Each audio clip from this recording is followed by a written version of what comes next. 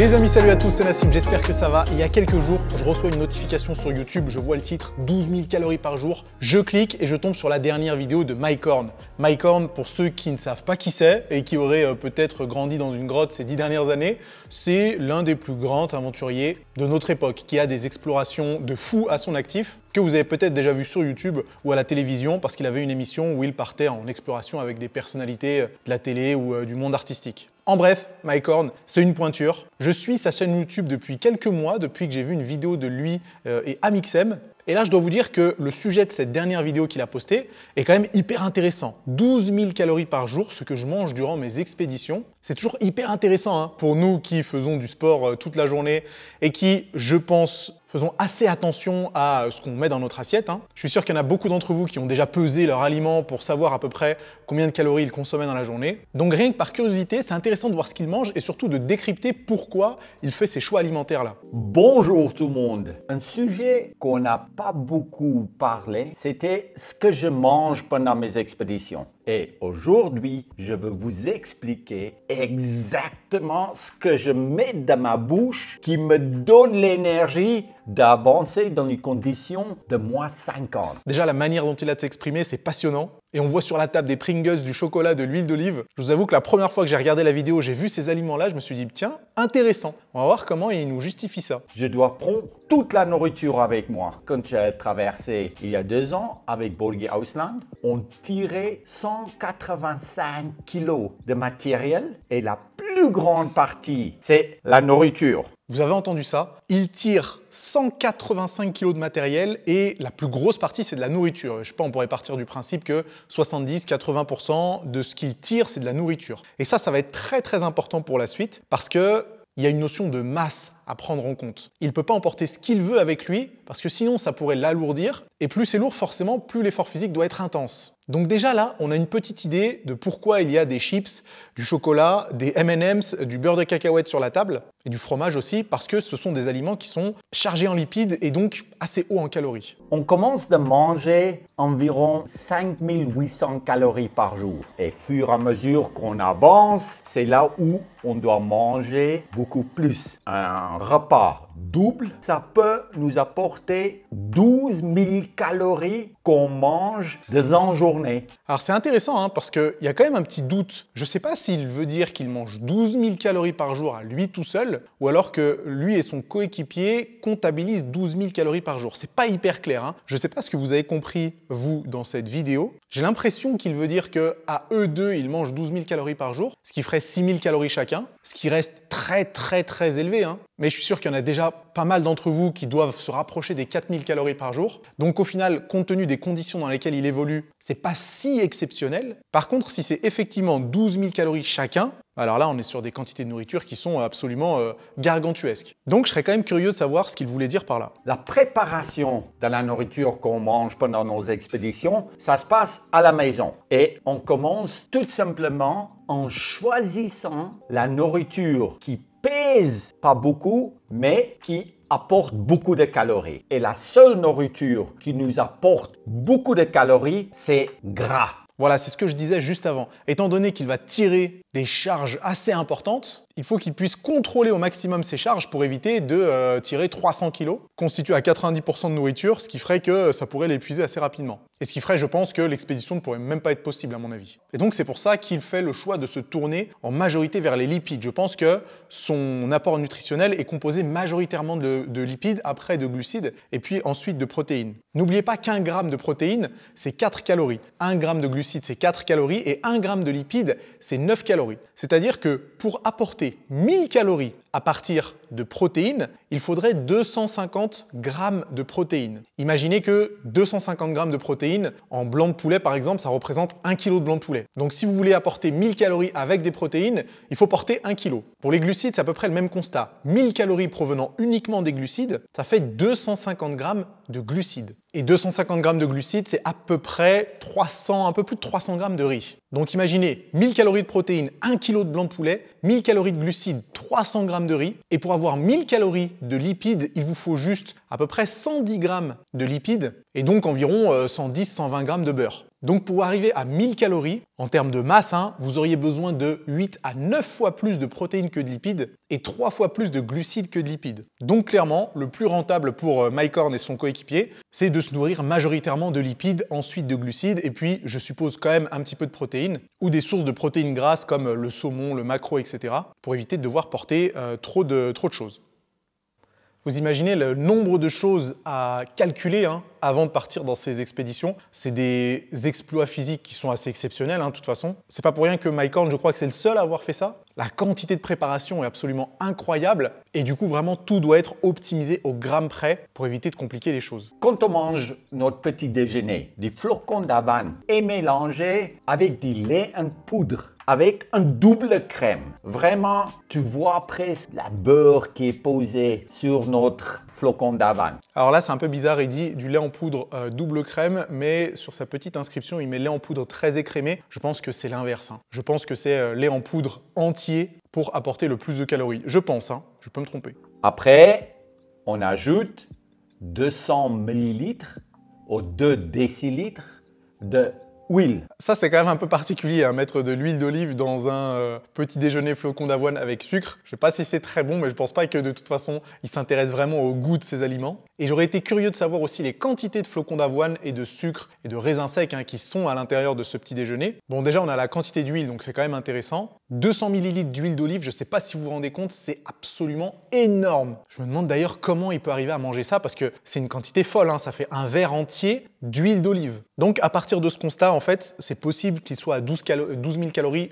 tout seul et pas 6 000 calories par aventurier. Parce que 200 ml d'huile d'olive, ça fait presque déjà 2000 calories, c'est assez abusé. On mélange des noix, des fruits secs, on prend du chocolat et des brownies qu'Annika et Jessica préparent pour moi à la maison. Du chocolat, des noix et coupé en petits morceaux. C'est comme ça, c'est vraiment facile à avaler. Alors là, il a une collation entre guillemets, son day pack qui est full lipides. Full lipides, bon, il y a juste les fruits secs qui apportent probablement un peu de glucides et puis tout le reste apporte de toute façon un peu de glucides. Mais là, on est majoritairement sur du lipide à mort. Encore une fois, j'aurais été quand même curieux de connaître les quantités de ce qu'il met. Mais si on part du principe que son petit-déj faisait déjà au moins 3000 calories, étant donné qu'il y avait déjà presque 2000 calories d'huile d'olive, là, je pense qu'on peut partir du principe que son day pack, ça doit être une bonne collation, je pense, à 1500 calories.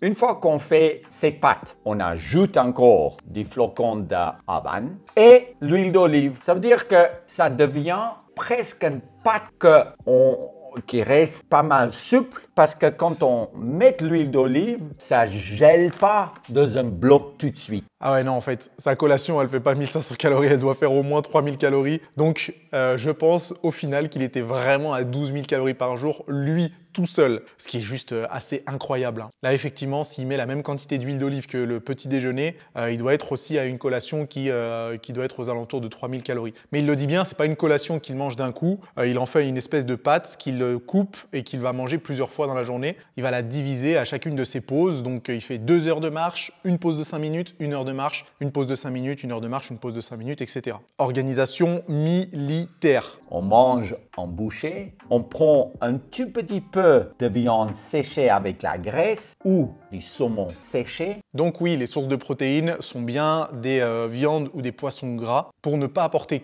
que de la protéine, ce qui en termes de quantité représenterait des portions au poids trop important. Donc ils font bien en sorte d'avoir des sources de protéines grasses. Et qu'on peut manger aussi avec ça pour varier, c'est des chips. C'est pas très bien pour ta santé. J'aime trop ça. Ça, c'est quand même cool de sa part qu'il fasse un petit peu de prévention et qu'il prévienne bien que lui et son coéquipier consomment ça dans un cadre très précis. Mais ça nous apporte du sel. C'est là où on boit un tout petit peu pour équilibrer notre corps. Et une fois que notre corps est équilibré, on marche à fond la caisse pendant 1 heure et on fait un arrêt pour 5 minutes. Génial. Ça, honnêtement, pour moi, c'est passionnant de voir quelqu'un qui parle avec autant de passion déjà, mais aussi avec autant de précision. Parce que vous voyez bien qu'il n'y a absolument rien laissé au hasard. Et il trouve le parfait équilibre entre aliments qui vont être pratiques, parfois qui vont être bons au goût, pour atteindre son objectif. Et il est bien conscient que certains choix alimentaires, comme les chips, pour quelqu'un qui serait sédentaire, ne serait probablement pas une bonne idée. Mais pour lui, avec la quantité de sport, la quantité d'effort physique qu'il fait, eh ben, c'est totalement anodin. Comme quoi, les choix alimentaires, c'est toujours à mettre en perspective avec ce que vous faites dans la journée. Dans les repas du soir, on mange la nourriture lyophilisée, mélangée de nouveau avec l'huile d'olive. Dans cette soupe, on ajoute des chips.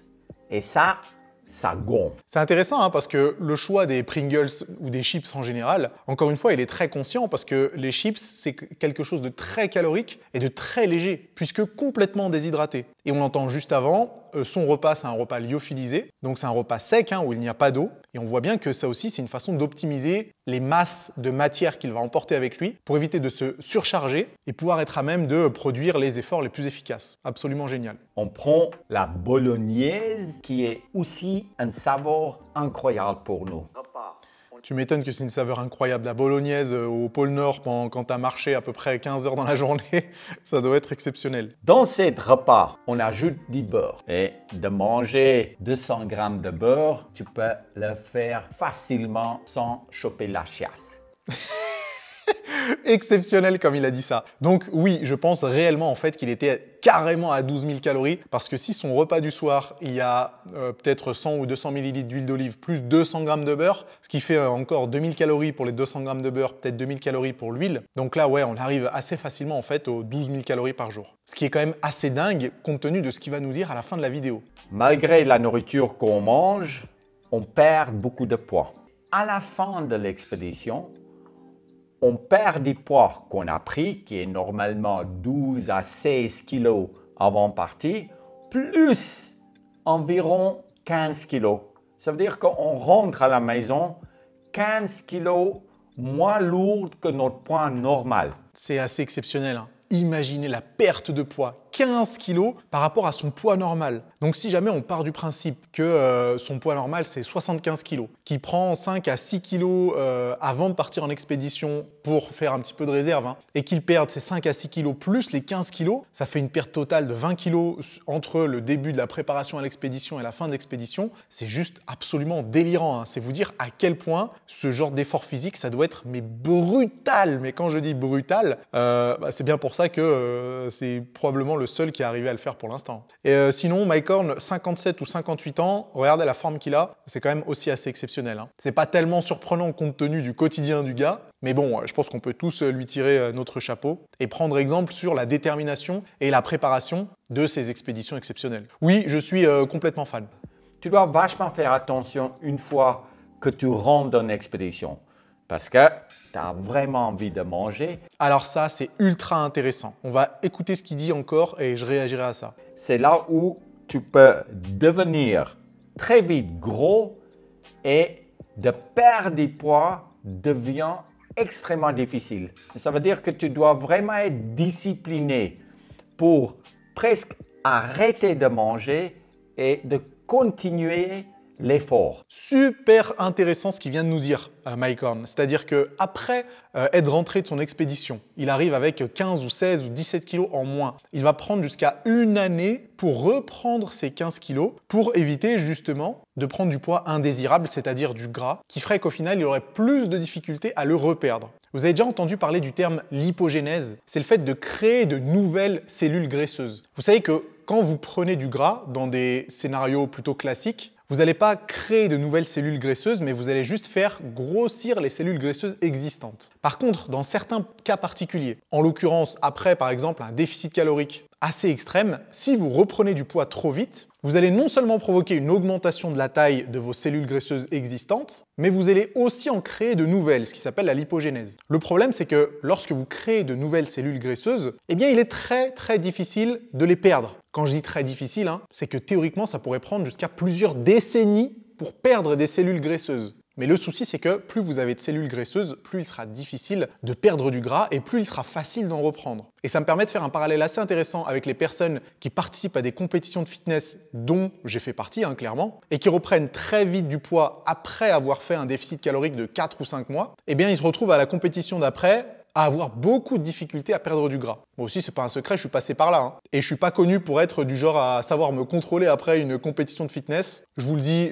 comme je le pense, j'explosais absolument tout ce qui était dans mon champ de vision. Ce qui fait que je pouvais reprendre 6, 7, 8 kilos en 2-3 semaines. Et forcément, non seulement j'ai repris du gras, mais je suis persuadé aussi qu'il y a eu l'hypogénèse et création de nouvelles cellules graisseuses. Et ça, malheureusement, c'est embêtant. Donc, en plus de voir que Mike Horn est quelqu'un qui se prépare à la perfection, il garde aussi un self-control assez exceptionnel en revenant d'une expédition. Et imaginez, là, on parle pas d'une compétition de fitness, on parle d'une expédition faite dans des conditions climatiques extrêmes, pendant laquelle l'effort physique va être extrême et brutal, et le gars, en revenant, après avoir perdu plus de 15 kilos, a le self-control de faire les choses exactement comme elles doivent être faites et peut prendre jusqu'à 1 an pour reprendre le poids qu'il a perdu. Rien que pour ça, encore une fois, gros respect. Ça nous montre bien que Mike Horn, il n'a pas volé sa place de meilleur aventurier de notre époque. Et c'est comme ça que gentiment, notre corps, il s'adapte, on trouve notre équilibre et dès qu'on a trouvé notre équilibre,